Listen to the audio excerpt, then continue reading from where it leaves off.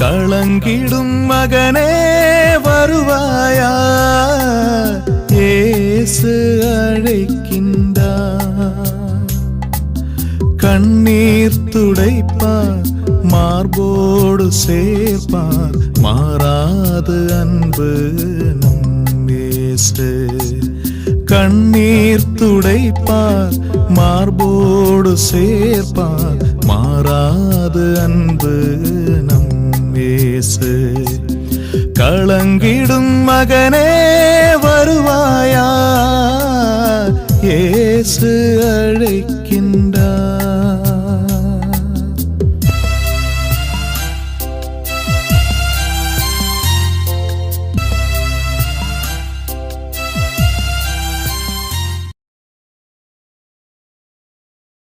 இயேசு கிறிஸ்துக்குள் பிரியமானவர்களே, ஆண்டவராய் இயேசு கிறிஸ்துவின் பரிசுத்தமுள்ள திருப்பெயரிலே நல்வாழ்த்துக்கள். இந்த விடுதலை நேர நிகழ்ச்சி வழியாக உங்களை சந்திப்பதில் நான் மிகுந்த மகிழ்ச்சி அடைகின்றேன். ஆண்டவர் தந்திருக்கிற ஒரு கிருபைக்காக ஆண்டவருக்கு நான் உள்ளமாற நன்றி கூறுகிறேன். அன்பானவர்களே, விடுதலை கொடுக்கின்ற ஒரு நேரம் நம்முடைய தனிப்பட்ட வாழ்க்கையிலே, குடும்ப வாழ்க்கையிலே, எதிர்பார்க்க சூழ்நிலையிலே நமக்கு விடுதலை கொடுக்கிற ஒரு நேரம். அதுதான் ஆண்டவர் அமைத்து கொடுத்து தான் இந்த விடுதலை நேரம். இறைவார்த்தை கேட்கிற பொழுது அந்த இறைவார்த்தை நமக்கு விடுதலை அளிக்கிறதாகவும், அந்த இறைவார்த்தையை தருகின்ற நம்முடைய ஆண்டவர் நம் அருகிலே இருந்து நமக்கு விடுதலை கொடுக்கிறவராம் இருக்கிறார். இந்த நாளிலும் ஆண்டவருடைய வார்த்தையை கேட்க நம்ம எப்போ கிடைக்கலாம்? பிரியமானவர்களே, உங்களோடு கூட தாழ்மையோடு கூட நான் கேட்டுக்கொள்ளுகிற வார்த்தைகள் உண்டு. அவளோடு கூட நீங்கள் அமர்ந்து பார்த்து கொண்டிருக்கிறீர்கள். நீங்கள் எங்களுடைய ஊழியங்களுக்காக ஜெபிக்க வேண்டும் என்று அன்போடு கூட கேட்டுக்கொள்ளுகிறோம். நாங்கள் செய்கின்ற ஊழியத்தை குறித்து அநேகர் வியப்படுகிறார்கள், ஆச்சரியப்படுகிறார்கள்.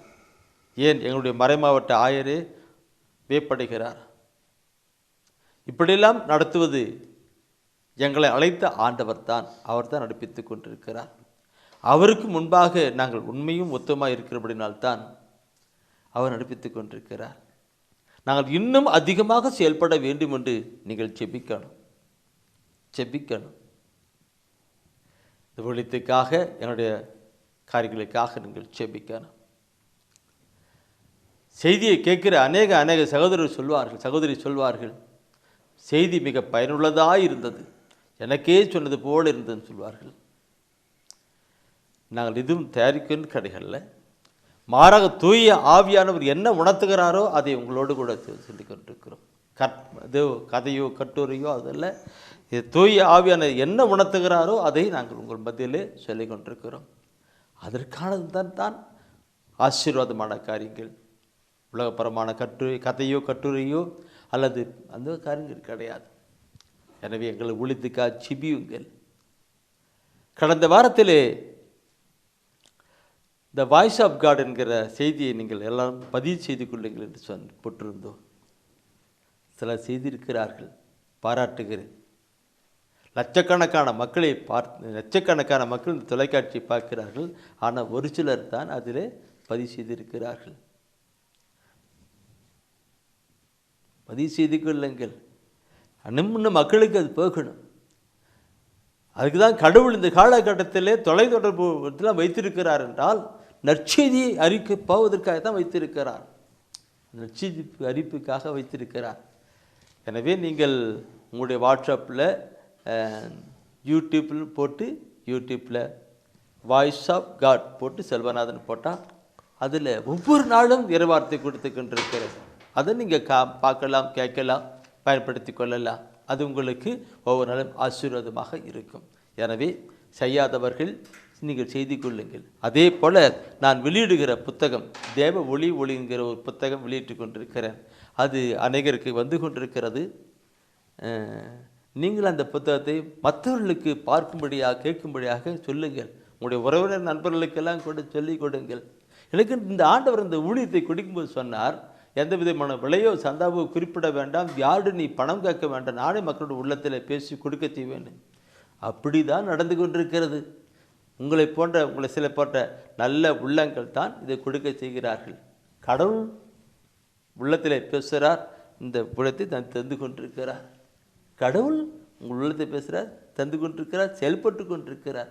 எனவே அன்பானவர்களே, உங்களுக்கு இந்த புத்தகம் வேண்டுமென்றால் உங்களுடைய முகவரியை அனுப்புங்கள். உங்களுடைய உறவினர் நண்பர்களுக்கு அதை தெரிவித்து அவருடைய முகவரி கூட நீங்கள் அனுப்புவீங்கள். நற்செய்தி மக்கள் மத்தியிலே போகணும், நற்செய்தி மக்கள் மத்தியில் போகணும். தொலைக்காட்சி ஊழியத்துக்காக ஜெபியுங்கள். தொலைக்காட்சி ஊழியத்துக்கு ஒருவேளை தொலைக்காட்சி ஊழியத்து செய்தியை வெளியிடுவதற்கு நீங்கள் காணிக்க தருவதென்றால் எங்களோடு கூட தொடர்பு கொள்ளுங்கள். இப்பொழுது நம்ம எப்போ கிடைக்கலாம் பிரியமானவர்களே, அப்போ கிடைக்கலாம். ஏனென்று உள்ளத்தின் ஆழத்தில் தூயாவே என்ன சொல்கிறாரோ, எப்போ எது சொல்கிறாரோ அது அப்படியே சொல்லுகிறது தான். இந்த நேரத்தில் தூயான் உணர்த்தினால்தான் உங்களோடு கூட இந்த கருத்தை நான் பகிர்ந்து கொண்டேன். நாம் ஜெபிப்போமா? ஒரு நிமிடம் கண்களை மூடலாம், இதயத்தை திறந்து கொண்டுக்கலாம். விசுவாச கண்களிலே நமக்கு முன்பாக இருக்கிற மரித்து வீழ்த்து வாழ்ந்து கொண்டிருக்கிற அந்த இயேசுவை நோக்கி பார்க்கலாம்.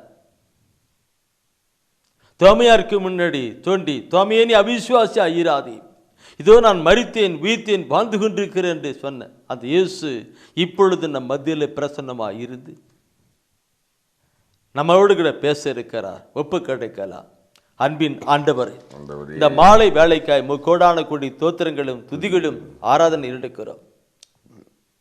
மரியாள் நல்ல பங்கை தேர்ந்து கொண்டது போல ஆண்டவரும் உடைய பாதத்தில் அமர்ந்திருக்கிறோம். நீர் எங்களோடு கூட பேசும் ஆண்டவரே, உம்முடைய வார்த்தைகளுக்கு விடுதலை அளிப்பதாக, மீட்பளிப்பதாக, நிலை வாழ்வுக்கு நடப்பிக்கிறதாக இருக்கிறதுனாலே ஆண்டவரே நீர் பேசும். உம்முடைய வார்த்தைகள் எங்களுக்கு வாழ்வு தரட்டும். ஆண்டவரே நீர் பேசும், உம்முடைய பிள்ளைகள் நாங்கள் கேட்கிறோம். ஆண்டவரே பேசும், உம்முடைய பிள்ளைகள் கேட்கிறோம். ஆமீன், ஆமீன். பிரியமானவர்களே, சென்ற வாரத்திலே கடைசி நாட்களிலே ஒரு செய்தியை கொடுத்தோம். விழிப்பாய் இருங்கள் என்று ஒரு தலைப்பிலே செய்தி கொடுத்தோம். விழிப்பாய் இருங்கள் என்று. விழிப்பு என்றது பார்க்கிற பொழுது இந்த பொல்லாத உலகத்திலே நாம் விழிப்போட இருக்கப்பட வேண்டிய காரியங்கள் இருக்கின்றது. சில இடத்திலே போட்டிருப்பார்கள், திருடர்கள் ஜாக்கிரதை என்று போட்டிருப்பார்கள். திருடர்கள் ஜாக்கிரதை என்று போட்டிருப்பார்கள். வழி பயணத்தில் பார்க்கிற பொழுது அந்த வழி பயணத்தில் போட்டிருக்கு, இது இப்படிப்பட்ட இடம் ஜாக்கிரதையாக செல்லவும், நெருக்கமான இடம் ஜாக்கிரதையாக செல்லும், ஜாக்கிரதை என்று போட்டு பார்ப்போம். இந்த நாளிலும் அந்த ஜாக்கிரதை என்கிற கருத்தை இந்த ஆவிக்குரியை பார்க்கிற பொழுது நமக்கு புனித பேதுரு மிக தெளிவாய் சொல்லுவதல்லவா, தெளிந்த மனதோடு கூட விழிப்பாய் இருங்கள். இந்த அழகையானவர் யாரை விழுகலாம கர்ஜிக்கும் சிங்கம் போல அரைந்து திரிகிறார் என்று புனித பேதுரு மிக தெளிவாக சொல்லுகிறார். பார்த்தோம், ஒன்று பேதுருவை பார்க்கிற பொழுது அது தெளிவாக சொல்லப்பட்டிருக்கு, யாரை விழுங்கலாம கர்ஜிக்கும் சிங்கம் போல அலைந்திருக்கிறார். அலைந்திருக்கிற அந்த சிங்கமானது எதை விழுங்கும்? யாரெல்லாம் ஆத்மீக வாழ்க்கையிலே சென்று கொண்டு இருக்கிறார்களோ அவர்களைத்தான் விழுங்கும். யாரெல்லாம் ஆண்டவருடைய சமூகத்திலே கடந்து போகிறார்களோ அவர்களைத்தான் விழுங்கும், அவளைத்தான் பிடிக்க பார்க்கும். எனவே தான் விழிப்பாயிருங்கள் என்று அங்கே தெளிவாக சொல்கிறார். கடந்த நாட்களை பார்க்கிறவர்கள் அதில் முதல் பகுதி பரிசுத்தம் தான். பரிசுத்தம், பரிசுத்தமாக மக்கள் வாழக்கூடாது, பாவத்திலும் அநியாயம் அக்கிரத்தம் தான் வாழ வேண்டும் என்று அந்த பொல்லாத பிசாசான பகத்தை செய்துவிட்டு செயல்பட்டு கொண்டிருக்கிறார். அந்த பரிசுத்தத்தை பற்றி நாம் கடந்த நாட்களிலே நாம் சிந்தித்தோம். இப்பொழுது பாவ மன்னிப்பை குறித்து தூய ஆவியானவர் சொல்லுகிறார். பாவ மன்னிப்பு, இந்த பாவ மன்னிப்பு என்று பார்க்கிற பொழுது என் அன்பானவர்களே, இதை நான் நினைக்கிற பொழுது மிக வேதனைப்படுவேன். ஆண்டவரிடம் இல்லாத ஒன்றுமில்லை, அவரால் முடியாத ஒன்றுமில்லை. அவரை வழிபடுகிற, அவரை ஆராதிக்கிற, அவரை தொழுது கொள்ளுகிற நாம் நம்முடைய வாழ்க்கையிலே அவர் எப்படி அனுபவித்துக் கொண்டிருக்கிறோம் நாம் நம்முடைய வாழ்க்கையிலே பார்க்கணும். எரேமியா புத்தகம் 29ஆம் அதிகாரம் 11ஆம் வசனம் சொல்லப்பட்டிருக்கிறது, குறிச்சுக்கிடுங்க. எரேமியா 29:11 சொல்லுகிறது, உங்களுக்காக நான் வகுத்திருக்கிற திட்டங்கள் எனக்கு தெரியும் என்று, அது நல் வாழ்வுக்குரிய ஆசீர்வாதமான திட்டங்கள் என்று வேறு கேடு சொல்றார். நமக்காக வைத்திருக்கிற திட்டங்கள் ஆசீர்வாதமான திட்டங்கள், நல் வாழ்வுக்குரிய, நலமாக வாழணும். ஒரு பிள்ளை நலமாக சுகமாக வாழப்பட வேண்டும் என்று, நன்றாக படித்து வேலைக்கு போக வேண்டும் என்று அநேக கருத்துக்களை பெற்றோர்கள் நினைத்துக் கொண்டிருக்கிறார்கள். அப்படி என்றால் உங்களையும் என்னையும் நம் ஒவ்வொருவரையும் தாயின் கருவத்திலே உருவாக்கினாரே, அவர் எத்தனை திட்டங்கள் வைத்திருப்பார்? ஆசீர்வாதமான திட்டங்கள், ஆசீர்வாதமான திட்டங்கள். அப்படிப்பட்ட ஆசீர்வாதமான நலமான ஆசீர்வாத திட்டங்கள் நம்முடைய வாழ்க்கைக்கு வரவில்லை என்றால் அது காரணம் என்ன? பாவ மன்னிப்பு, பாவ மன்னிப்பு, பாவ மன்னிப்பு. ஏசியா புத்தகம் 59ஆம் அதிகாரத்திலே நீ 1-2 வசனத்தை நீங்க படிச்சு பார்க்கணும். ஏசியா புத்தகம் 59 1-2 வசனத்தை படிச்சு பாருங்க. அது என்ன சொல்லுகிறது? மீட்க இயலாதவாறு ஆண்டவரின் கை குறுகி விடவில்லை. மீட்க இயலாதவாறு ஆண்டவருடைய கை குறுகி விடவில்லை. கேட்க முடியாதவாறு ஆண்டவரின் காது மந்தமாகி விடவில்லை, மந்தமாகிடவில்லை. உங்கள் தீச்செயல்களே, உங்கள் தீச்செயல்களே உங்களுக்கும் உங்கள் கடவுளுக்கும் இடையே, உங்கள் கடவுளுக்கும் இடையே பிளவை உண்டாக்கி உள்ளன, பிளவை உண்டாக்கி உள்ளன. என்ன அருமையான ஒரு கருத்தை அங்க ஏசாயா குறிப்பிடுகிறார் பாருங்கள். உங்கள் பாவங்களே, உங்கள் பாவங்களே அவர் செவி சாய்க்காதவாறு அவரது முகத்தை உங்களுக்கு மறைத்துள்ளன. முகத்தை மறைத்துக் கொண்டன, முகத்தை மறைத்துக் கொண்ட பாவங்களே என்று. என் அன்பானவர்களே, அன்பானவர்களே, இந்த முகத்தை மறைத்து கொண்டிருக்கிற வார்த்தையை படிக்கிற பொழுது சகோதரர் உணர்வோடு கூட படித்தார். ஏன் அப்படி? செய்த பாவம் கண்ணுக்கு முன்னாடி அப்படி தோண்டிக்கிட்டே இருக்கும். அது அவர் மாத்திரம் செயல்படவில்லை. திருப்பாடல் ஆசிரியர் இருக்கிறார்களே தாவீது ராஜா, அவர் ஆண்டவருடைய சமூகத்தில் முன் சொல்லுகிறார், ஆண்டவரே நான் செய்த பாவம் எப்பொழுதும் என் கண்முன்னே நிற்குதுன்னு சொன்னார். திருப்பாடலை படித்திருப்பில்லானால் அப்ப திருப்பாடலே, என் பாவம் எப்பொழுதும் என் கண்முன்னே நிற்குது சொன்னார். ஆண்டவர் தெரியவில்லை, மாறாக அந்த பாவம் தான் தெரிகிறது. இதை சொல்லணும்னா எனக்கு பயங்கர உன்னடுக்குணவான இருக்கு. வசனம் சொல்லுகிறது, உங்களை ஆசீர்வதிக்க முடியாதபடி ஆணுடைய கைகள் குறிக்கப்படவில்லை, உங்கள் ஜெபங்களை கேட்கக்கூடாதபடி ஆணுடைய காதுகள் செடுமாறவில்லை, மாறாக உங்கள் பாவங்களும் உங்களுடைய அக்கிரமங்களும் உங்களுடைய தீச்சலுமே ஆண்டவருக்கும் உங்களுக்கும் இடையே, ஆண்டவருக்கும் உங்களுக்கும் இடையே பிளவை உண்டு பண்ணியது என்று. அந்த பிளவு இருக்கிற பொழுது ஆண்டவர் வைத்திருக்கிற ஆசீர்வாதம் வருவதில்லை, லாக்அப் அப்படி தடையாயிட்டது. இங்க நம்முடைய ஜெபம் மேலே போவதில்லை. இப்படித்தான் வாழ்க்கை இருக்கிறது. ஆண்டவருடைய ஆசீர்வாதம் இல்லாமல் நம்முடைய ஜெபம் மேலே போலாமல் இருந்தால் எப்படி இருக்கும் நம்முடைய வாழ்க்கை? கண்ணீரும் கவலையும் துக்கமும் வேதனையும் பிரச்சனையுமாய் இருக்கும். ஒரு நிம்மதி இல்லாத ஒரு வாழ்க்கையா இருக்கும், ஒரு ஆசீர்வாதம் இல்லாத ஒரு வாழ்க்கையா இருக்கும். இப்படிப்பட்ட நிலையை கொண்டு வருத்தான் பொல்லாத பிசாசு செய்து கொண்டிருக்கிறார். என் அன்பானவர்களே, அன்பானவர்களே, ஆண்டவருடைய ஆசீர்வாதம் நமக்கு வரக்கூடாது, நம்முடைய ஜெபம் மேலே போகக்கூடாது. அதுக்கு என்ன செய்யலாம் என்று பொல்லாத பிசாசாரை எப்படி செய்து கொண்டிருக்கிறான்? சொல்லணும், நிறைய சொல்லணும். முன்ன நேற்றுக்கு பார்த்தோம் பரிசுத்தை பற்றி எப்படிலாம் இருக்கு. இங்கே நான் பார்க்குற பொழுது பாவ மன்னிப்பு, இந்த பாவ மன்னிப்பு பார்க்குற பொழுது என் அன்பானவர்களே கருத்தை பார்க்கணும். நான் அந்த ஆணுடைய ஆசீர்வாதம் வராதபடியும் நம் ஜெபம் மேலே போகணும், நம்முடைய பாவங்களும் அக்கரங்களும் தடையாக இருக்குன்னு சொல்லப்பட்டிருக்கு. அந்த பாவம் அக்கறம் தடையாக இருக்குன்னு நம்முடைய ஜெபம் எவ்வளோ ஜெபம் பண்ணாலும் மேலே போகிறதில்ல. ஏன் நான் பார்க்குற பொழுது உதாரணத்துக்கு நான் சொல்லுகிறேனே, ஒரு செவுத்தில் பால் அடித்தா என்ன ஆகும்? ரிட்டர்ன் பேக் ஆகிட்டே இருக்கும், ரிட்டர்ன் பேக் ஆகிட்டு இருக்கும். அந்த பால் வந்து அந்த பக்கம் போக முடியாது. அதே போல தான் இந்த வாழ்க்கை வாழ்ந்துட்டு இருக்கும். நான் ஜெபம் பண்ணாக்க மேலே போகிறதில்ல, அப்படி டச் ஆகிட்டு இருக்கும். இப்படி ஜெபம் பண்ணி சோர்ந்து போகிற ஒரு நிலைத்தான். இதை பற்றி நான் சொல்லணும்னாக்க நிறைய சொல்லணும். என் அன்பானவர்களே, விழிப்பாயிருக்கிற ஒரு கருத்துக்கு நான் கொண்டு வருகிறேன். இந்த கருத்து மட்டும் கொண்டு வருகிறேன். பிசாசானவன், பொல்லாத பிசாசானவன் இதற்கு செயல்பட்டு கொண்டிருக்கிறான். ஆசீர்வாதம் வராதபடியாவது நம் ஜெபங்கள் மேலே போகக்கூடாதபடியும் கொண்டு வருகிறான். அந்த பாவத்தை கொண்டு வந்துகிறான். அந்த பாவத்தை கொண்டு பாவ மன்னிப்பு என்று பார்க்கிற பொழுது அந்த பாவத்தை உணரணும். ஏசாயாபுத்தூர்ல இந்த ஏசாயாபுத்தூர்ல சொல்லப்பட்ட வார்த்தையை இந்த எரேமியா கூட சொல்லுகிறார். எரேமியா சொல்லுகிற பொழுது அவர் சொல்லுவார், என்ன சொல்லுவார்னாக்க, எரேமியா சொல்லுகிற பொழுது 5ஆம் அதிகாரத்திலே 25ஆம் வசனம் நினைக்கிறேன், எரேமியா 5:25 அது படிச்சு பாருங்க. உங்கள் குற்றங்கள் இவற்றை எல்லாம் தடுத்தன.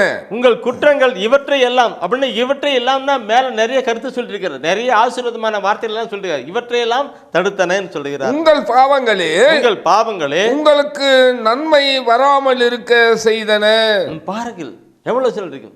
இப்படிலாம் பாவ வாழ்க்கை வாழ்களுடைய வாழ்க்கையில நடக்கிறது. இப்படிப்பட்ட பாவம். சரி, இப்படிப்பட்ட வாழ்க்கையுடைய வாழ்க்கையை பார்க்கிற பொழுது இதை உணரணும் அல்லவா? ஆனால் நாம் பாட்டுக்கு நாம் ஜெபம் பண்ணிட்டுவோம், போயிட்டு இருப்போம், கேட்டு இருக்கோம். நான் எவ்வளவு ஜெபம் பண்ணுறேன், தவறாமல் கோயிலுக்கு போகிறேன், ஆனால் கூட என் ஜெபத்தை அன்று கேட்க மாட்டாரு, அவர் காதே கொடுக்க மாட்டாரு, கண்ணே இல்லையா, அப்படிலாம் நாம் சொல்லிக்கிட்டு இருப்போம். இல்லை, நம்முடைய பாவம். இந்த பாவத்தை ஏற்றுக்கொள்ளணும். நான் பெருமைக்காக சொல்லவில்லை, என் அருமை ஆண்டவருடைய மகிமைக்காக சொல்லுகிறேன். நான் தருமபுரி கார்மல் தியான ஆசிரமத்திலே அங்கே தியானம் கொடுக்கிற மக்களுக்கு இறைச்செய்தி கொடுக்கிறேன். பாவத்தை குறித்து நான் சொல்லுகிற பொழுது அங்கே இருக்கிற மக்கள் ஒவ்வொருவரும் நிலை மாறி போயிடும். ஏன்? இந்த பைபிளை எடுக்கணும் பிரியமானவர்களை. இறைவசன வார்த்தை எடுத்து பார்க்கிற பொழுதுதான் நான் போகிற பாதை எங்கேன்னு தெரியும். இந்த இறைவசன வார்த்தையை படிக்கிற பொழுதுதான் நம்முடைய பாவத்தை குறித்து அறிந்து கொள்ள முடியும். இறைவார்த்தை படிக்கிற பொழுது, கேட்கிற பொழுதுதான் நம் பாவத்தை குறித்து அறிந்து கொள்ள முடியும். இறை வார்த்தை ஒரு முகம் பார்க்கிற கண்ணாடி என்று யாக்கோப் தன் திருமுதலில் சொல்லுகிறார். யாக்கோப் முதல் அதிகாரத்திலே 22-23 வசனத்திலே குறிப்பிடுகிறார். குறிச்சு வச்சுக்கிட்டு படிக்க வேண்டாம். யாக்கோப் முதல் அதிகாரத்திலே 22-21 இறைவார்த்தை ஒரு முகம் பார்க்கிற ஒரு கண்ணாடி என்று. இந்த இறைவார்த்தையை நாம் படிக்கிற பொழுதுதான், இந்த கண்ணாடியில் இந்த முகம் பார்க்கிற கண்ணாடியை பார்க்கிற பொழுதுதான் நான் எங்கே எப்படி இருக்கிறேன், என்னுடைய முகம் எப்படி இருக்கிறது, தலைமுடி எப்படி இருக்கிறது, எங்களுக்கு இருக்குதா, இங்களுக்கு தான் தெரியும். இது எடுக்கவில்லை. இந்த இறைவார்த்தை என்கிற முகம் பார்க்கிற கண்ணாடியை எடுக்கப்படவில்லை. இந்த இறைவார்த்தை எடுக்கிற பொழுதுதான் நம்முடைய பாவத்தின் நிலை தெரியும். பிசாசானவன் இந்த கண்ணாடி எடுக்கக்கூடாதபடி செய்து கொண்டிருக்கிறான். இந்த கண்ணாடியை பார்த்தா தான் அவனுடைய பாவத்தை பற்றி, அவனுடைய அக்கிரமத்தை தெரியும். அதை பார்க்க செஞ்சுட்டு இருக்கிறான். என் அன்பானவர்களே, இப்படியே நாம் வந்து போயிட்டுருக்கிறோம். இறைவசன வார்த்தையை படிக்கிற பொழுது தான் சொல்லுகிற பொழுது இன்னொரு கருத்தை நான் சொல்ல நிறைய கருத்து இருக்கும். நான் பார்க்கணும். இந்த பாவத்தை ஏற்றுக்கொள்ள, பாவத்தை நிலையில் கடந்து வராதபடி நம்முடைய நிலை போயிட்டுருக்கும்.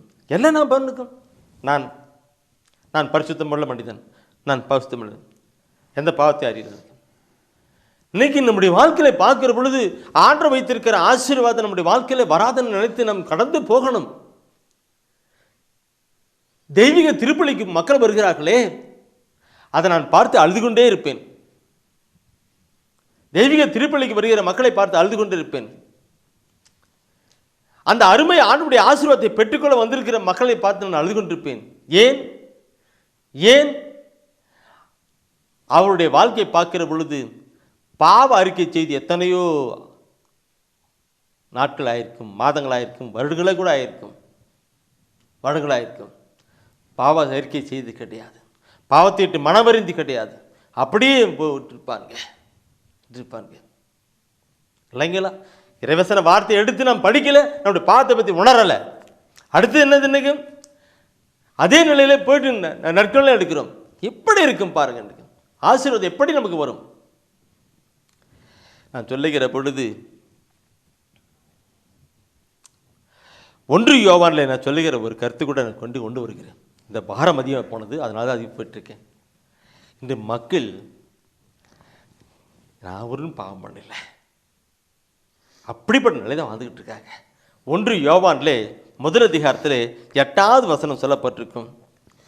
பாவம் நம்மிடம் இல்லை என்போம் என்றால், நம்மையே நாம் ஏமாற்றிக் கொள்வோம், ஏமாற்றிக் கொள்ளுகிறோம். உண்மையும் நம்மிடம் இராது.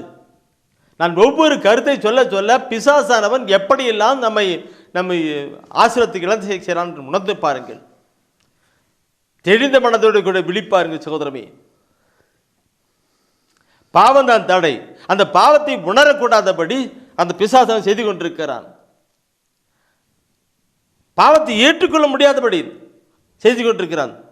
தன்னிடம் பாவம் இல்லையோ என்பமானால் நம்மையே நாம் ஏமாற்றிக் கொள்ளுகிறோம். ஆண்டுடைய ஆசீர்வாதம் வருவதில்லை, நம்முடைய ஜெபமும் போவதில்லை. நாம் அப்படியே கண்ணீரோடும் கவலையோடு இருப்போம் தான் அங்கே அவர் குறிப்பிடுகிறார். ஏற்றுக்கொள்ள ஒன்று அறியாமை, இரண்டாவது ஏற்றுக்கொள்ளாத ஒரு தன்மை. அறியாமை ஒரு பக்கம், ஏற்றுக்கொள்ளாத ஒரு தன்மை இருக்கிறது. தெளிந்த மனதோடு கூட விழிப்பாயிருங்க.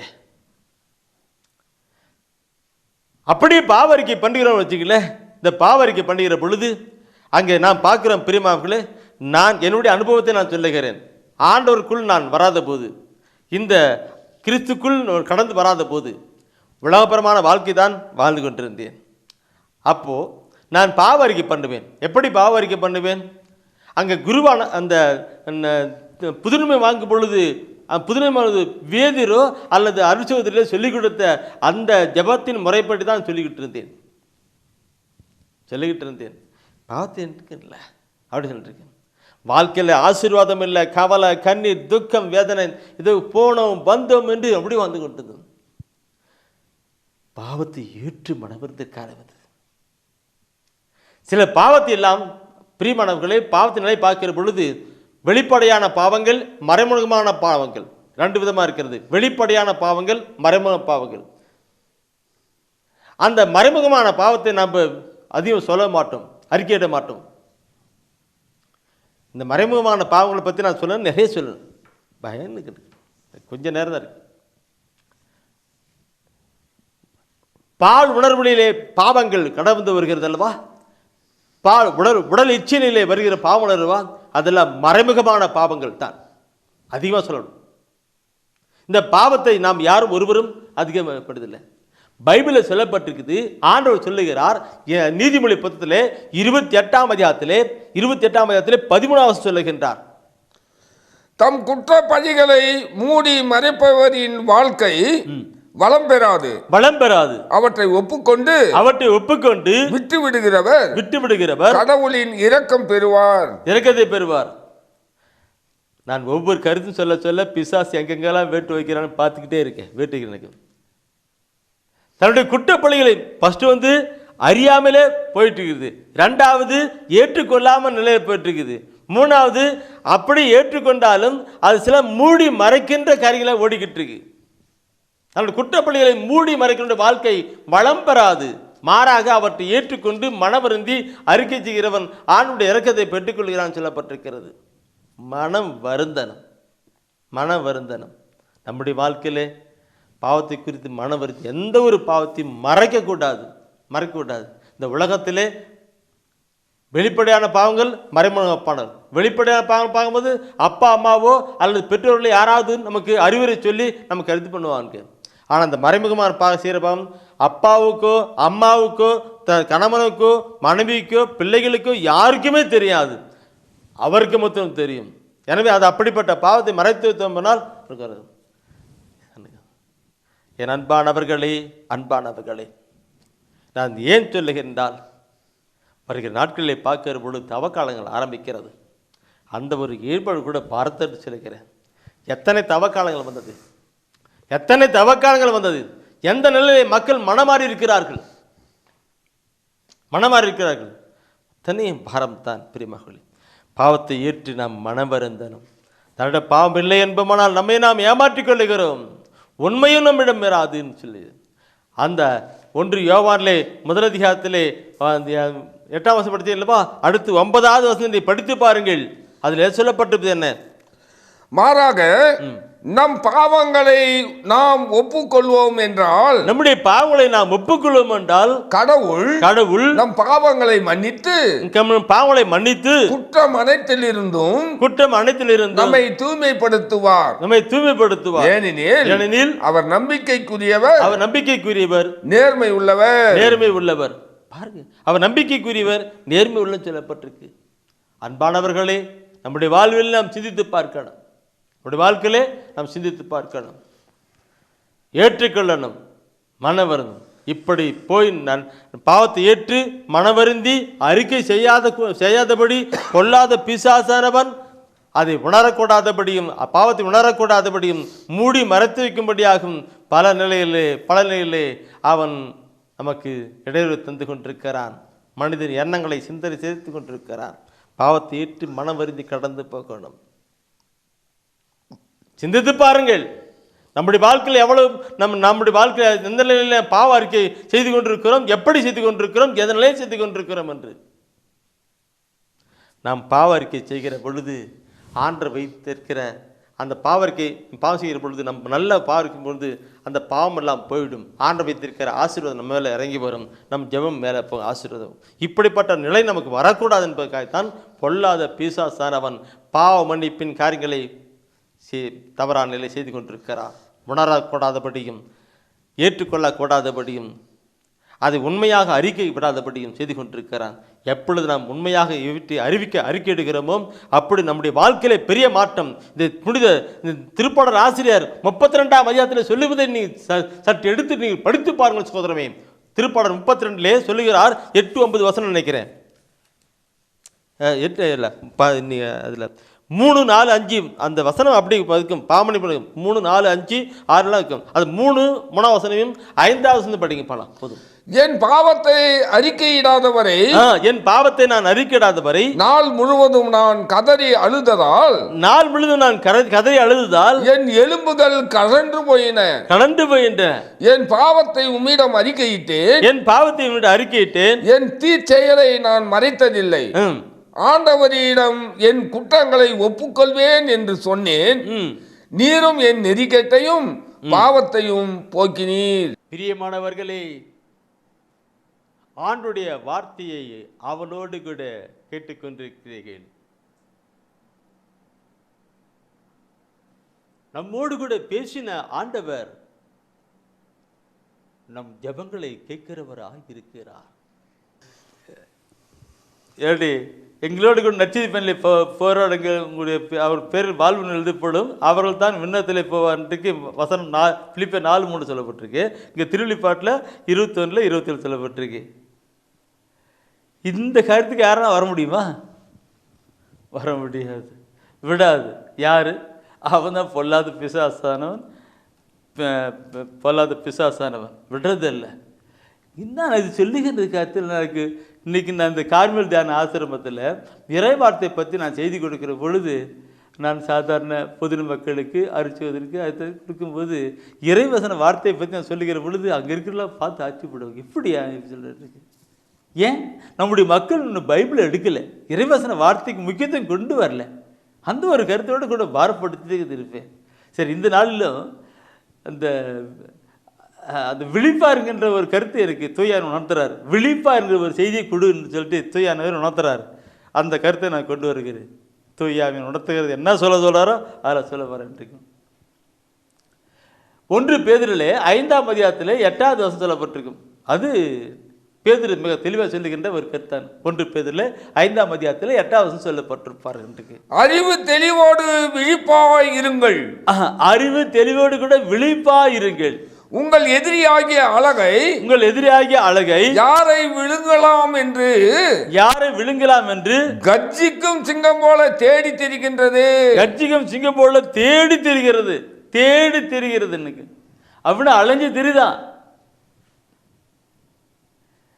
அறிவு தெளிவோடு கூட விழிப்பாருங்கன்னு ஆரம்பத்தில் போட்டாரு. அறிவு தெளிவோடு கூட விழிப்பாருங்க. நீ விழிப்பா இருக்கணும் சகோதரமே. உங்கள் எதிரியான அழகை யாரை விழுங்கலாம் என கர்ஜிக்கும் சிங்கம் போல அலைந்து திரிகிறான் சொல்லப்பட்டிருக்கிறது. நான் அடிக்கடி சொல்லுகின்ற பயன்படுத்துகிற ஒரு வார்த்தை தான். என்னது? கர்ஜிக்கும் சிங்கம் வருகிறது. முன்னாடி பன்னியும் ஒரு ஆடு வருதுனாக்க அந்த பன்னி அந்த ஆடு வருதுனாக்க கர்ஜிக்கும் சிங்கம் வந்து எதை கடிக்கும், எது விழுங்கும்? ஆட்டை. அப்படிதானா? எல்லாம் தலையாட்டுறீங்க. அல்லது தலையாட்டுறது கரெக்டாக இருக்கு. ஆட்டை தான், பண்ணி கடிக்காது. ஏன்? அது நாத்தம் பிடிக்க முடியாது இல்லைங்களா? அது சேர்ந்த பண்ணி பிடிக்காது, அந்த ஆட்டை தான். என் அன்பானவர்களை நீ பார்க்கணும், அந்த ஆடு நீங்க தான், நான் தான், நாம் ஒவ்வொருவரும் தான். ஆத்மீக வாழ்க்கையில வாழ்கின்ற ஒவ்வொருவரை குறித்து தான் சொல்லப்படுகிறது அவர் செம்மறி ஆடுகள், என் மந்தைகள், என் ஆடுகள் என்று ஆண்டவர் சொல்லுகிறார். நீங்க தான் அந்த ஆடு, நீங்க தான் அந்த ஆடு, நான் தான் அந்த ஆடு. இந்த ஆட்டை விழுங்குது தான் அந்த கர்ஜிக்கும் சிங்கம் அலைஞ்சு திரிகின்றது. பல வாழ்க்கையில வாழ்கிறான், அவனை பத்தி பிரச்சனையே கிடையாது, சேர்த்துருக்கிற அவனை பற்றி பிரச்சனை கிடையாது. ஒரு ஆத்மீக வாழ்க்கையில் வாழ்கிறார், அவளை பற்றி தான் இங்கே இருக்கு. இதை குறித்து நாம் பார்க்கணும். பிரிப்பாளே, தூயாய் உணர்த்துகின்ற ஒரு கருத்தை நான் உங்களோடு சொல்லுகின்றேன். முதலாவது பரிசுத்தம், பரிசுத்தமான ஒரு வாழ்க்கையில் இருக்கும் பரிசுத்தம். இரண்டாவது நாம் பார்க்கிற பொழுது நம்முடைய வாழ்க்கையில் பாவ மன்னிப்பு, பரிசுத்தம், இந்த பாவ மன்னிப்பு. மூணாவது நம்முடைய வாழ்க்கையிலே சமாதானம். நான்காவது பார்க்கிற பொழுது இந்த விவிலிய வாசிப்பு, பைபிள் வாசிப்பு. நான்காவது விவிலிய வாசிப்பு. அஞ்சாவது ஜெபம். ஆறாவது பார்க்கிற பொழுது விசுவாச வாழ்வு, விசுவாசத்தின் வாழ்வு. ஏழாவது பார்க்கிற பொழுது கொடுத்தல். இந்த ஒரு கருத்து, இந்த 7 கருத்துக்களுமே ஆண்டவருக்கு முன்பாக மிக முக்கியமானதாக இருக்கிறது. இந்த 7 கருத்துக்களுமே ஆண்டவருடைய சமூகத்திலே மிக முக்கியமானதாக இருக்கிறது. இந்த 7 கருத்துக்களையும் பொல்லாத பிசாசானம் செய்ய விடாதபடி, வாழ விடாதபடி, நடத்த விடாதபடி அங்கே வலை போட்டு கொண்டே இருப்பான், படித்து கடித்து இருப்பான். 7 பாயிண்ட் பார்க்கணும். இந்த 7 கருத்துக்களை குறித்து நான் வருகிற நாட்களில் தொடர்ந்து நான் தூய உணர்த்தல் எப்படி நான் சொல்ல இருக்கிறேன். நீங்கள் தயவுசெய்து தொடர்ந்து செய்தியை நீங்கள் கேட்கணும். இந்த புத்தகத்தில், தேவ ஒளிங்கிற புத்தகத்தில் இந்த ஸ்பான்சர் போட்டிருப்பேன், இந்த நாளில் இந்த செய்தி கொடுப்பேன், செய்தி கொடுக்குறேன்னு போட்டிருப்பேன். அது மாதிரிலாம் வந்துட்டுருக்கு. நீங்கள் அதை பற்றி பார்க்க வேண்டாம். அந்த நாளில் உங்கள் செய்தி இருக்குதான்னு பாருங்கள். அந்த நாளில் உங்களுக்கு செய்தி வருகிறது. மற்ற நாள் அது செய்தி வந்து மாறிட்டு போடுறது. ஏன்னு தெரியல, ஒரு செய்தி கொடுக்கும்போது தூயான வந்த அது பொங்கெடுத்து வெளியிட்டு தான். என் சகோதரருடைய துணைவியார் சொன்னாங்கன்ட்டு, பிரதர் எப்படி பிரதர் அப்படி பொங்கெடுத்து வந்துக்கிட்டே இருக்குதுன்னுட்டு அவங்க சொன்னாங்க. சனிக்கிழமை இப்படி பிரதர் அப்படியே பொங்கெடுத்து வந்துக்கிட்டே இருக்குது. அப்படி பொங்கெடுத்து வரனால்தான் ஒரு நாள் கொடுக்குற செய்தி 2 நாள் கொடுக்க வேண்டியதாக இருக்குது. ஒரு நாள் கொடுக்குற செய்தி 2 நாள் கொடுக்குது. அதனால் நாட்கள் மாறி போகும். ஆனால் உங்களுக்கு என்னைக்கு டேட்டு கொடுக்குறோம் அந்த டேட்டில் நாங்கள் நின்றுருக்கோம். இந்த தொலைக்காட்சி ஒழித்துக்காக நீங்கள் பணம் அனுப்புகிற சகோதர சகோதரிகளே, நீங்கள் பணம் அனுப்பி உடனே எங்களுக்கு எஸ்எம்எஸ் தெரிவிக்கணும். யார் எங்கேருந்து தெரிவிக்கணும். அப்போ தான் நாங்கள் இந்த ஸ்பான்சர் பண்ணி போடுறதுக்கு வசதியாக இருக்கும்.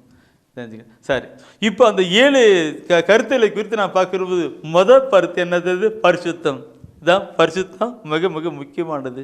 அந்த பரிசுத்தை பற்றி, பரிசுத்தில் பிசாசு எப்படி பரிசுத்தமான நிலையில் எப்படி கர்ஜிக்கும் சிங்கம் போல வந்து பிடிக்கிறதுக்கு பார்க்குறான், செய்ய விடாது, பரிசுத்தமாக வாழக்கூடாத படி செஞ்சிட்ருக்கிறான்னு இன்னும் பார்க்கும்போது பரிசுத்தம் மிக முக்கியம். பரிசுத்தம் மிக முக்கியம். எபிரேயர் திரும்பத்தில் சொல்லுவாங்க பரிசுத்தம், அதை பற்றி நான் பார்க்க இருக்கேன். எபிரேயர் திரும்ப சொல்லுவாங்க 12ஆம் அதிகாரத்தில் 14ஆம் வசனம் பண்ணி படுத்தினாக்க அதில் சொல்லப்பட்டிருக்கிற வார்த்தை உண்டு. 12, 12, 14. அனைவருடனும் அமைதியாய் இருக்க முயலுங்கள், தூய்மையை நாடுங்கள், தூய்மையை நாடுங்கள், தூய்மையை இன்றி எவரும் ஆண்டவரை காண மாட்டார், எவரும் ஆண்டவரை காண மாட்டார்கள். தூய்மை இன்றி எவரும் ஆண்டவரை காண மாட்டார்கள். அப்படி ஆண்டவரை தூய்மையின்றி ஆண்டவரை எவரும் காண மாட்டார்கள் என்று சொல்லப்பட்டிருக்கிறது. இந்த வார்த்தை எபிரேயர் திருமத்தில் சொல்லப்பட்டிருக்கிறார். ஆனால் இதையே ஆண்டவராக இயேசு கிறிஸ்துவே சொல்லியிருக்கிறார். ஆண்டவராக இயேசு கிறிஸ்துவே தன்னுடைய தொடக்க பிரசங்கம், அதாவது மலைப்பிரசங்கத்தில் அவர் சொல்லியிருக்கிறார்.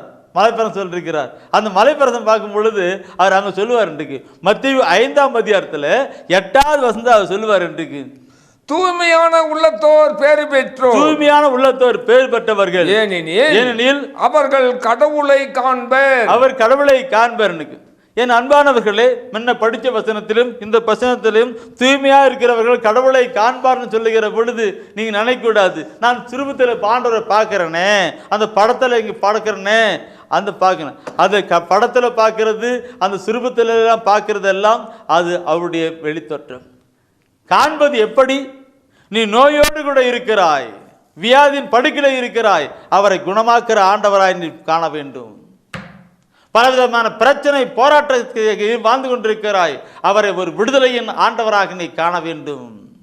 பல வாழ்க்கையை வாழ்ந்து கொண்டிருக்கிறாய், அவரை ஒரு மீட்பராக, பாவ மன்னிப்பின் ஆண்டவராக நீ காண வேண்டும். இப்படி ஒவ்வொரு நிலையிலும் ஆண்டவரை நாம் காண வேண்டும் என்பது தான் சொல்லப்பட்டிருக்கிறது. காண வேண்டும், தூய்மையான உள்ளத்தை காண வேண்டும்.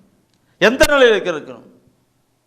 பிரச்சனை, போராட்டம், கவலை எது இருந்தாலும் அதில் நாம் அவரை காண வேண்டும் என்று இந்த வார்த்தை படிக்கிற பொழுது நம்முடைய வாழ்க்கை தூய்மையாக இருக்கிற பொழுது கடவுள் நம்முடைய இது ஒரு ஆலயமாய் பண்ணி செய்து அந்த ஆலயத்திலே அவர் குடிகொண்டிருக்கின்ற மக்கள் எல்லாம் கண்டு வருவார்களா? என அன்பானவர்களே, நாங்களும் ஒரு காலத்திலே பாவ வாழ்க்கை வாழ்ந்து எப்படி போனவர் தான். ஆனாலும் கடவுள் அழைத்து அவருடைய பரிசுத்த ரத்தினாலே பாவத்தெல்லாம் கழுவி தூய ஆவினால் நிரப்பி இந்த ஊழியத்தை கொடுத்திருக்கிறார். அந்த ஊழியத்தை கொடுத்ததுனாலே நாங்கள் தூய்மையான நிலையிலே கடந்து போய் கொண்டிருக்கும் பொழுது ஆண்டவர் எங்களோடு கூட இருக்கிறார், எங்களுக்குள் இருக்கிறார்.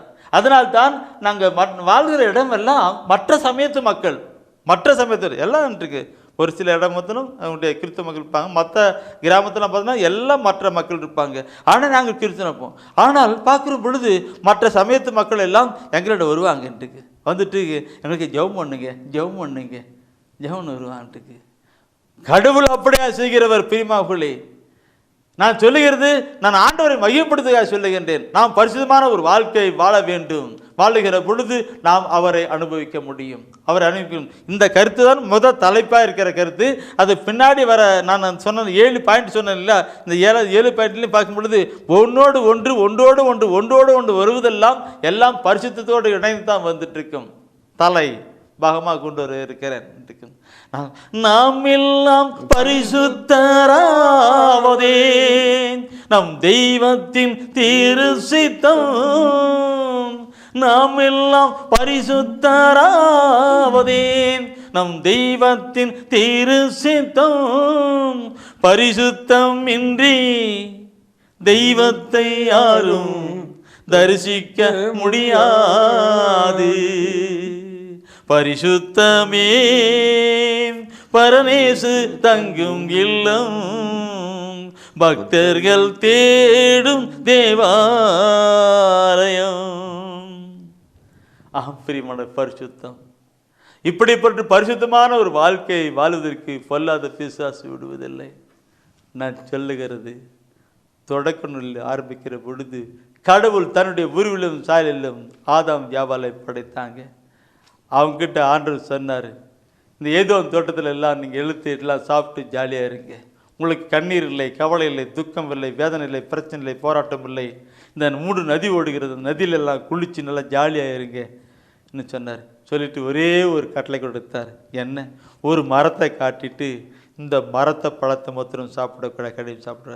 இந்த மரத்தின் பழத்தை நீங்கள் கனி சாப்பிட்டா நீ சாகவே சாவான்னு சொன்னார். சூரிய கட்டளை. அந்த பழம் பார்ப்பதற்கு அழகா இருந்தது, கண்ணுக்கு பிடித்தமா இருக்கிறதுன்னு பைபிள் சொல்லப்பட்டிருக்கிறது. பிசாசு வந்தது அவர்களுக்கு, ஏவாள் எல்லா பழம் சாப்பிட்றீங்களா, எல்லாம் ஜாலியா இருக்கீங்களா? இருக்கிறோம். எல்லாம் சாப்பிட்டு இருக்கீங்களா? இருக்கும். எல்லா பழத்தையும் சாப்பிட்றீங்களா? பிசாசு கேட்குற. அப்போ ஏவாள் சொல்லுகிறேன், எல்லா பழமும் சாப்பிட்றோம், இந்த மரத்தை பழத்தை பார்த்து சாப்பிடக்கூடாது சொன்னார். அப்படியா? அது நீ சாப்பிட்ட நீ கடவுள் மாதிரியே ஆயிடுவே, அதனால தான் கடவுள் அதை சாப்பிடக்கூடாது சொல்லிட்டு இருக்கிறான்னு சொல்லி பொய். ஏற்கனவே கடவுள் தான் அப்படி உருவிலும் சாயலும் படுத்திருக்கிறார் அல்லவா? ஆனால் பொய் பிசாசு சொல்லிட்டு இருக்கு. அந்த பழம் பார்ப்பதற்கு அழகாக இருந்தது, சாப்பிட்றதுக்கு சுவையாகவும் இருந்தது. எடுத்தாங்க, சாப்பிட்டாங்க. நடந்தது என்ன? அவுட். என் அன்பானவர்களே, இந்த காலத்திலும் பொல்லாத பிசாசானவன் இச்சைகளை கொண்டு வருகிறான், தீய நாட்டங்களை கொண்டு வருகிறான், கொண்டு வந்து காட்டி இன்னைக்கு ஆபாசமான நிலைகள் எல்லாம், ஆபாசமான பிளிம்புகள் எல்லாம், உடைகளை எல்லாம், நடைமுறை எல்லாம் கொண்டு வந்திருக்கிறான். இச்சையை கொண்டு வருகிறான், பாவத்தை கொண்டு வரும்படி. யாக்கோப் முதல் அதிகாரத்திலே பார்க்கிறோம் 15வது வசனம் 1:15 சொல்லுகிறது, தீய நாட்டம் கருகொண்டு பாவத்தை பெற்றெடுக்கிறது. பாவம் முழு வளர்ச்சி அடைந்து சாவை விளைவிக்கிறது.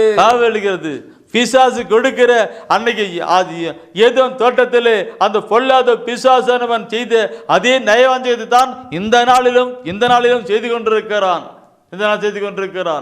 இச்சையை, தீய நாட்டத்தை கொண்டு வருகிறான். இச்சை பழைய மொழிபெயர்ப்பில் இச்சைன்னு சொல்லப்பட்டு புதிய நேரத்தில் தீய நாட்டம் சொல்லு இச்சை கொண்டு வருகிறான்.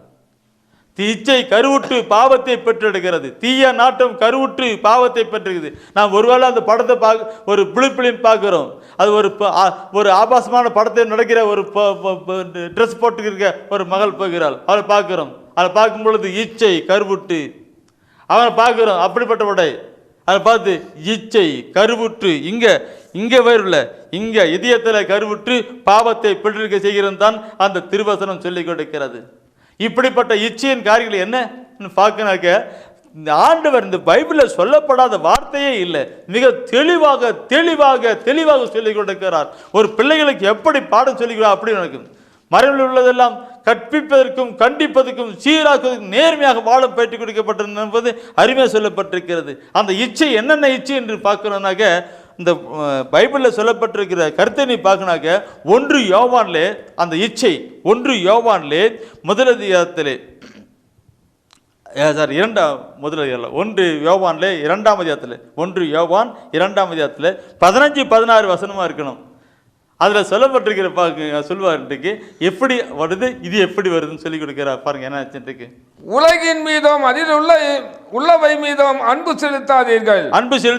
அவ்வாறு அன்பு செலுத்துவோரிடம் தந்தையின் பால் அன்பு இராது. ஏனெனில் உலகு சார்ந்தமையான உடலாசை, இச்சை நிறைந்த பார்வை, செல்வ செருக்கு ஆகியவை தந்தையிடம் இருந்து வருவன அல்ல.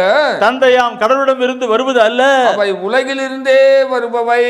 உலகிலிருந்து பொல்லாத பிசாசிடமிருந்தே வருகிறவை. இந்த வசனம் எப்படி சொல்லிக் கொடுக்கிறது பாருங்க. இந்த வசனத்தை குறித்து நான் உங்களுடைய சிலுவையில் அறைந்துக்கிட்டுங்க, உங்களுடைய பாவத்தை சிலுவையில் அறைந்து என்று ஒரு செய்தி கொடுத்திருக்கிறேன் நினைக்கிறேன். என்ன நினைக்கின்ற பாருங்க, 3 விதமான இச்சை. 1 கண்ணின் இச்சை. இன்னைக்கு அதுதான் ரொம்ப கொடுமையாக போயிட்டே இருக்குது, கண்ணின் இச்சை. 2வது என்ன, உடல் இச்சை, விபச்சாரம், உரினச்சேர்க்கை, தகாத பானம், இப்படியெல்லாம் குடிவெறி, களியாட்டம், இதெல்லாம் உடல் இச்சைகள். 3வது பார்க்கிறோம் பொல்லாத பண ஆசையே எல்லா பாவத்துக்கும் வேறுன்னு சொல்லி கொடுக்கிறாங்க. இந்த 3 விதமான ஆசை, கண்ணின் இச்சை ஒன்று, இது உடல் இச்சை ஒன்று, அடுத்தது பொருளாதார இசைக்கு ஒன்று. 3 இச்சை கொண்டு பிசாசானவன் ஒவ்வொருவரையும் வகைப்படுத்தி பாவத்துக்கு அடிமைப்படுத்துகிறான். எனவே என் அன்பான சகோதரமே நீங்கள் தெளிந்த மனதோடு கிட்ட விழிப்பாயிருங்கள். இந்த கண்ணின் இச்சைகளை குறித்து விழிப்பாயிருங்கள். இந்த உடல் இச்சைகளை குறித்து விழிப்பாயிருங்கள். இந்த உலக பொருளாதார இச்சைகளை குறித்து நீங்கள் விழிப்பாயிருங்கள். அப்பொழுதுதான் நீங்கள் பரிசுத்தமான ஒரு வாழ்க்கை வாழ முடியும்.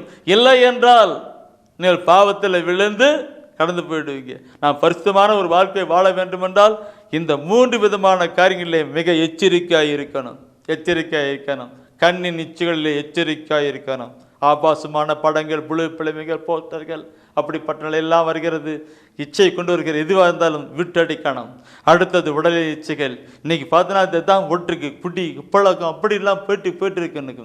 அடுத்து பணம். இதெல்லாம் எச்சரிக்காய் விழிப்பாயிருங்கள் என்று என் அருமை ஆண்டவர் சொல்லிக் கொடுக்கிறார். நீ மகனே பரிசுத்தமான ஒரு வாழ்க்கை வாழப்பட வேண்டுமென்றால் தெளிந்த மனதோடு கூட விழிப்பாயிரு மகளே என்று சொல்லிக் கொடுக்கிறார். இந்த 3 காரியங்கள் மிக முக்கியமானது. நீ பரிசுத்தமான வாழ்க்கை வாழ வேண்டுமா, முக்கியமானது என்று சொல்லிக் கொடுக்கிறார். நம்ம எப்ப கிடைக்கலாம்? கரம் பிடித்து வழி நடத்தும் கர்த்தரை களிப்போடு துதி பாடி போற்றுவோம். கரம் பிடித்து வழி நடத்தும் கர்த்தரை களிப்போடு துதி பாடி போற்றுவோம். ஆமென் அல்லேலூயா. ஆமென் அல்லேலூயா ஆமென் அல்லேலூயா ஆமென் அல்லேலூயா. நாம் நடக்கும் பாதைகளை காட்டுவார், நாள்தோறும் ஞானத்தாலே நடத்துவார். நாம் நடக்கும் பாதைகளை காட்டுவார், நாள்தோறும் ஞானத்தாலே நிரப்புவார். நீதியின் பாதையிலே நடத்துவார், நீதியின் பாதையிலே நடத்துவார். நிழல் போல நம் வாழ்வை தொடருவார், நிழல் போல நம் வாழ்வை தொடருவார். ஆமென் அல்லேலூயா ஆமென் அல்லேலூயா ஆமென் அல்லேலூயா ஆமென் அல்லேலூயா. எந்த பக்கம் போனாலும் உடனிருந்து இதுதான் வழி என்றே பேசுவார். இறுதி வரை எப்போதும் நடத்துவார், இறுதி வரை எப்போதும் நடத்துவார். இயேசு நாமம் வாழ்கவென்று வாழ்த்துவோம், இயேசு நாமம் வாழ்கவென்று வாழ்த்துவோம். ஆமென். ஆண்டவரே, எந்த பக்கம் போனாலும் உடனிருந்து எங்களை ஒவ்வொரு நாளும் வழி நடத்துகிற எங்கள் அன்பு ஆண்டவரே, உம்மை நன்றியோடு உம்மை போற்றுகிறோம் ஆண்டவரே. இந்த நாளுக்காக உமக்கு நன்றி செலுத்துகிறோம் ஆண்டவரே. அன்று ஆதி பெற்றோர்கள் மாலை வேளையிலே இருந்த பொழுது அவர்களோடு நடந்து உமது தெய்வீக பிரசன்னத்தை வெளிப்படுத்தி அவர்களோடு உரைவாடின எங்கள் அன்பு ஆண்டவரே. இதோ இந்த நாளிலே இந்த இறை செய்தியை கேட்டுக்கொண்டு இருக்கிற ஒவ்வொரு மத்தியிலும் ஒரு தெய்வீக பிரசன்னம் இறங்கட்டும் ஆண்டவரே. அவர்கள் ஒவ்வொருவரையும் கரம் பிடித்து வழி நடத்துகிற தேவனாய் இருப்பதற்காய் உமக்கு நன்றி செலுத்துகிறோம் ஆண்டவரே. ஒவ்வொருவரையும் நீர் ஆசீர்வதியும் ஆண்டவரே. எந்த பக்கம் போனாலும் உடனிருந்து அவர்களுக்கு பாதுகாப்பாக இருக்கும்படி நாங்கள் ஜெபிக்கிறோம் ஆண்டவரே. ஒவ்வொருவரையும் ஆசீர்வதியும் ஆண்டவரே. ஆண்டவரே, உமது இறை செய்தி விடுதலை செய்வதாய் இருப்பதற்காக உமக்கு நன்றி செலுத்துகிறேன் ஆண்டவரே. ஆண்டவரே, இந்த அருமையான செய்தியை கேட்டுக்கொண்டு இருக்கிற ஒவ்வொரு மேலும் உங்க அன்பு கரம் எப்பொழுதும் இருக்கட்டும் ஆண்டவரே. இயேசுவே, உமக்கு நன்றி செலுத்துகிறோம், நன்றி செலுத்துகிறோம் ஆண்டவரே. ஆண்டவரே, ஒவ்வொருவரையும் ஞானத்தினால் நிரப்புவீராக ஆண்டவரே. ஆண்டவரே, நிழல் போல இருந்து அவர்களை பாதுகாக்கும்படியாய் ஜெபிக்கிறேன் ஆண்டவரே. இயேசுவே, உமக்கு நன்றி செலுத்துகிறோம் ஆண்டவரே. ஆண்டவரே, இந்த இக்கட்டான வேளையில இந்த கொரோனா நோயிலிருந்து ஒவ்வொருவரையும் பாதுகாத்துக் கொள்ளும்படியாய் ஜெபிக்கிறோம் ஆண்டவரே. இயேசுவே, உமக்கு நன்றி செலுத்துகிறோம். ஆசீர்வதியும் ஆண்டவரே, பலப்படுத்தும், காத்துக்கொள்ளும். எங்கள் அருமை இயேசுவின் ஈடு இணையற்ற அற்புத பெயரில் ஜெபிக்கிறேன் எங்கள் நல்ல தந்தையே. ஆமென். அரியே வாழ்க, ஆண்டவரும் உடனே, பெண்களிலே நீர் பேரு பெற்றீரும் மகனும் வாழியவே. பரிசுத்த மரியாயே, எங்கள் பரமனின் தாயாரே, பாவிகள் எங்களுக்காய் பரமனை மன்றாடும். இப்போதும் நீர் மன்றாடும், எப்போதும் நீர் மன்றாடும். தீமைகள் நெருங்கையிலே பரமனை மன்றாடும். மரணம் வருகையிலே எம்மை தாங்கும் அம்மா.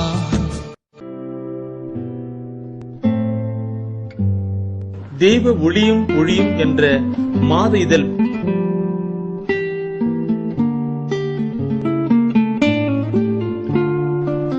எமது டிவைன் ஊழியத்தின் வழியாக வெளியிடப்படும் தெய்வ ஒளியும் ஒளியும் என்ற மாத இதழ் பெற வேண்டும் என்றால் சரியான முகவரியை அனுப்புங்கள், புத்தகங்கள் அனுப்பி வைக்கின்றோம். எங்கள் ஊழியங்களுக்காக ஜீவியுங்கள். ஆண்டவர் உணர்த்துகின்ற காணிக்கையால் தாங்க.